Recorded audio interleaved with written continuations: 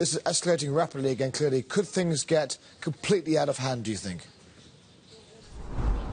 Well, I think mob activity in general is always unpredictable, but I don't think it will. The Vietnamese authorities were clearly taken aback by this. They were surprised by the first riots and by the fact that they expanded into other parts of the country within the following days.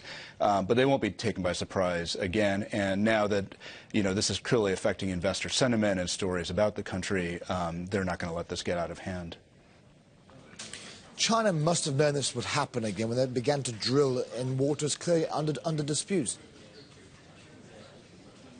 Well, it's unclear what China thought they were doing. The timing was a little strange. It's, a lot of people associate it with as a response to Obama's trip to the region, and that's possible. And there was nothing in particular between China-Vietnam relations that would have provoked it at this moment.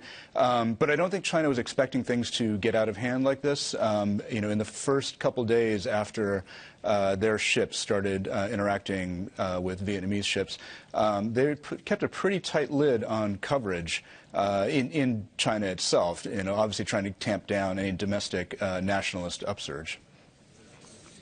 Do you think, or are you hearing that the U.S. should intervene on Vietnam's behalf or not?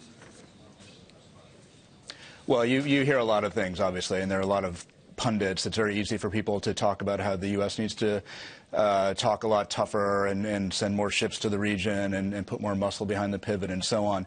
There's a lot of people who think that it's been U.S. weakness that has encouraged China to take little bits of the sea year after year after year. I'm not so sure about that, and there's clearly, not a whole lot the U.S. can do militarily here. And it's complicated by the fact that, historically the U.S. hasn't taken a position on the sovereignty issues in this particular part of the South China Sea, and China has a claim that is relatively legitimate. It's not one that would justify unilateral action like this, but it does exist. And this is the final question for you again. It obviously begs the question, how do countries find a way to resolve these overlapping claims on the South China Sea? Well, that's the thing. I mean, at a certain point, China in particular has to realize that there is no peaceful resolution to this without some sort of negotiation and shared development of resources. And they've said as much in the past. ASEAN, the Association of Southeast Asian Nations, needs to take a stronger, more united stand to uphold that position, I think, because that's the only thing that's going to force China to the table.